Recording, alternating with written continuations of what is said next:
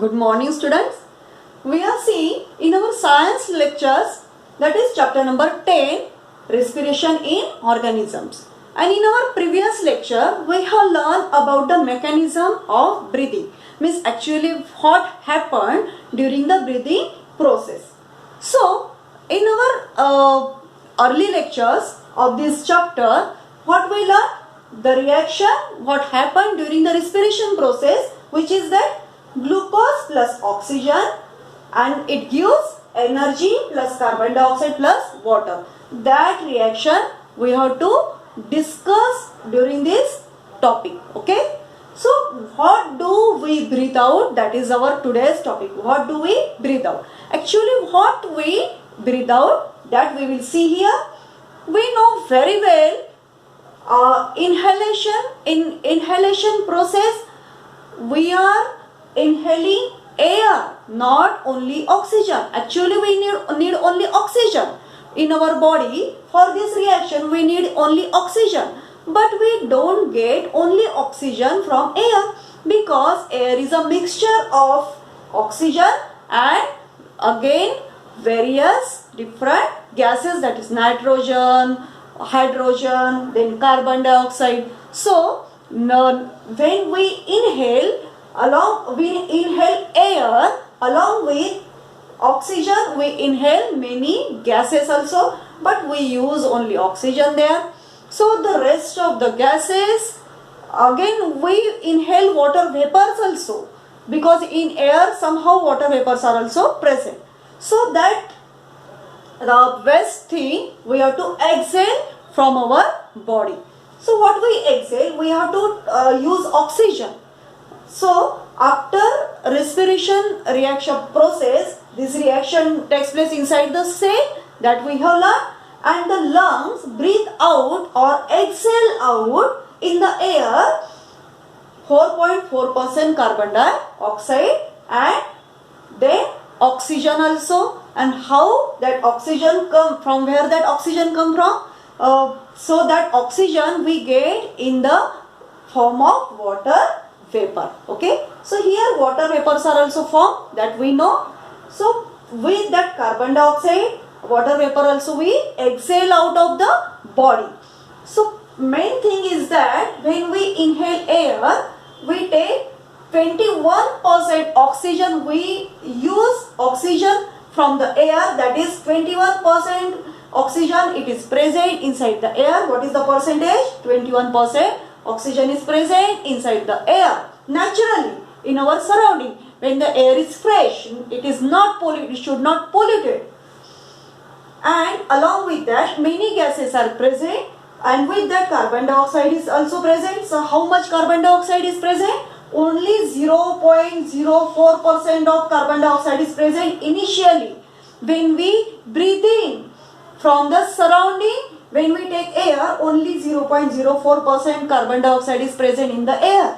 But when we exhale, when we release gases, so in that, when we exhale out the gases along with water vapor, how much carbon dioxide is present? 4.4% of carbon dioxide we exhale, we release out of our body, that is as a waste. So it is too much than we inhale. It is too much than we inhale. When we exhale, that carbon dioxide, it is increased too much in quantity here. So from where that oxygen?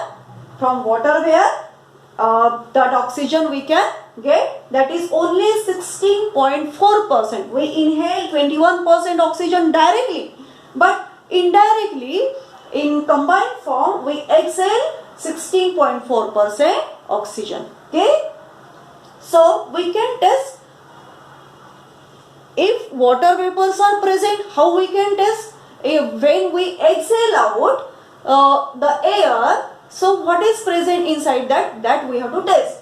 We have to test if carbon dioxide is present or not, and we have to test water vapors are present or not. Both that byproducts we have to test if they are present in that air which we exhale out. So first activity we have to do with the mirror. for the water vapors. First we will check we are exhaling water vapors. How? Take one mirror. Yes, I have taken mirror here. See, now water vapors are accumulated on the surface of this mirror. Clearly I can see here. So from this we can say water vapors are present, and water vapors are present in the air which we exhale out of the body. So this is the activity that you can do also very easily. So again, the second activity we have to do here, if we are exhaling carbon dioxide in much quantity or not, that we have to check through one very important activity. It is too much quantity, that we can check through one chemical reaction. Already it is very important reaction, and already we know what is meant by lime water, that we have to use in this reaction. This reaction you have to read or you have to learn in 10th standard also. It is very important reaction. So for this experiment, for this activity, you have to take one test tube. One test tube you have to take. Inside the test tube from lab, you have to take lime water. You have to take lime water. It is colorless. It is colorless. Yes, it is colorless. Colorless. Yes. Colorless lime water. So initially it is colorless, and one straw we have to insert inside the test tube. Yes, here. One straw I have inserted, and here we have to release our breathing out. So in this manner, see here, this person you can see very clearly. One test tube here like that, it is taken here. Then one straw is inserted, it is dipped inside that lime water, and that person is releasing that person is releasing the air is coming out of his or her mouth. I think it is female, that's why I am telling her. So she is exhaling air inside that lime water through that straw. This is one straw. So through this straw we have to release air from our mouth, which we exhale out from our body from the lungs. Yes, from the lungs we have to exhale some air. We exhale out some air that we have to release through that straw. Okay, understood? So after releasing this air, what we exhale out, what happened? It is very interesting that we will learn here. So here, which gas is releasing here? If it is carbon dioxide, suppose if it is carbon dioxide, what will happen? For some time continuously we have to release air from our mouth. Then the reaction will form. So what happened during this reaction after some time? That lime water which we have taken here, which was initially colorless, now it get turned into white color. Now it get turned into white color. Now it is white in color. White color. So white is white in color because chemical reaction is happened with the carbon dioxide. When this lime water, what is the chemical formula of lime water? CaOH by 2. It is very good base that we learned in our 5th chapter. And when it get reacted with carbon dioxide, then what happened? It get changed into white color, milky white color. It is milky white color like milk. It will give the color. So what happened in this reaction? Calcium carbonate will form here, which is white in color. It is white in color. along with water. Along with water. Yes. So due to this reaction, due to this white colored PPT, PPT means precipitate. Precipitate means one solid substance which is accumulated inside the test tube, that is called PPT, precipitate. So why, due to this formation of white precipitate, what happened here, we can say when we exhale out air, in that air carbon dioxide is present. In that air carbon dioxide is present. So you have to write down this reaction. It is very much important. Learn this reaction. In this activity, what happened? It get turned, that lime water which is initially colorless, it reacted with carbon dioxide from the air which we are exhaling inside the test tube through this straw. And then the chemical reaction happened. In that chemical reaction, what happened? White precipitate is formed and water also is formed. Then due to this white precipitate, that solution of lime water which was colorless, now it is changed into milky white color. Yes. So this is calcium carbonate plus water. Okay. So this reaction is happened here. So it is very much important reaction. So note down this, draw this as well, and read this topic from your textbook. So through this activity, that two activity, we have proved what do we breathe out, that we have seen here. And again, one very interesting animated video you have to see.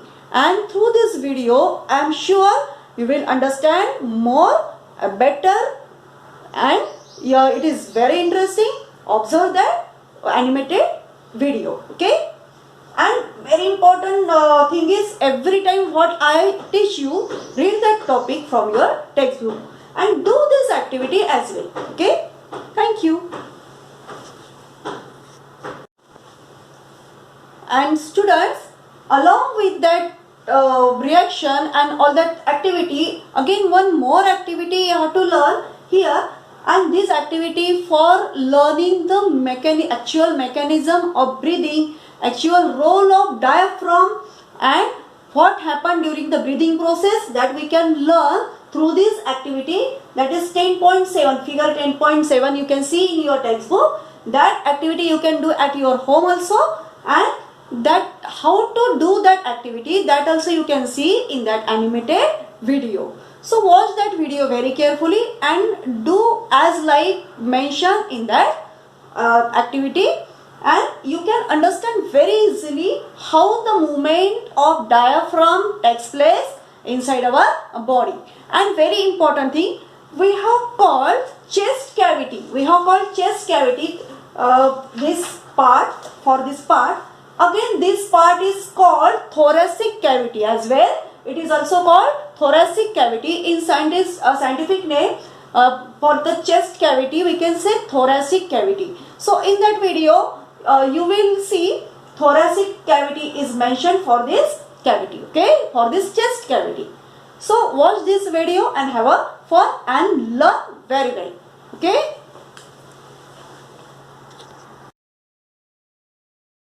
Mechanism of breathing in human beings. Let us understand the process of breathing through a simple experiment. Take a transparent plastic bottle. Remove its bottom. Then take a rubber cork, Y-shaped plastic tube, and two deflated balloons. Now to each fork end of the tube, fix the balloons. Cap the bottle with cork. Put the tube attached to the balloons inside the bottle from its open bottom. Make a hole in the cork and pass the open end of the tube outside the bottle through the hole. Now tie a rubber sheet at the bottom of the bottle tightly so that no air can pass through it. Pull down the rubber sheet and watch the balloons get inflated. Now push the rubber sheet inside the bottle and watch the balloons collapse. How do the balloons get inflated and deflated when we pull or push the rubber sheet? When we pull the rubber sheet outwards, the space inside the bottle increases and the air inside the bottle becomes lighter. So the dense air rushes into the balloons from outside. The air enters the tube through the opening outside the bottle. Then the air travels through the tube and enters the two branches of the tubes and into the balloons. When we push the rubber sheet inside, the space in the jar is reduced and the pressure is increased. This pushes the air out of the balloons. The balloons get deflated. Now let us see how this correlates to the breathing system. The bottle is like a human body. There is an empty space or a cavity inside the body filled with air called body cavity. The rubber sheet is the diaphragm which divides the body into two parts. The upper part is the chest cavity. The Y-shaped tube is the trachea and the bronchi. The balloons are like the lungs which are situated in the chest cavity. Now let us see what happens in our body. The opening of tube outside the bottle is the opening in the nose, which is the nostrils. When diaphragm goes down, it makes the chest cavity larger. In the same manner, when we pull the rubber sheet, the space inside the bottle gets larger. The oxygen-rich air from outside enters the windpipe through the nostrils. It happens just like what we saw in the experiment. Air enters the bronchi, like the air enters the two branches of the tubes in the experiment. Then finally, air goes to the lungs and the lungs get inflated as the balloons in the experiment. Similarly, when we push the rubber sheet or the diaphragm, it moves the air up and the cavity becomes denser. There is more pressure on the balloons or the lungs and air gets out of the body through the same path as before. That means from lungs to the bronchi, windpipe, nasal cavity, nostrils, and finally out of the body. Thus, the breathing is controlled by the movement of diaphragm. Diaphragm is a membrane which is present between the chest and abdomen. The movement of diaphragm is controlled by a group of muscles. In humans, breathing involves two main steps, namely inhalation and exhalation. Taking in air which is rich in oxygen is called inhalation. During inhalation, the diaphragm moves down, in other words, contracts. The rib cage expands. This leads to the expansion inside the lungs. When the diaphragm contracts, the volume of the thoracic cavity increases. As a result, the oxygen-rich air from outside enters the lungs through the nostrils and then to the alveolar sacs. Giving out air which is rich in carbon dioxide is called exhalation. During exhalation, the diaphragm moves up, in other words, relaxes. The rib cage contracts. This leads to contraction of the lungs. When the diaphragm relaxes, the volume of the thoracic cavity decreases. As a result, the carbon dioxide-rich air moves out of the lungs through the same path but in the opposite direction.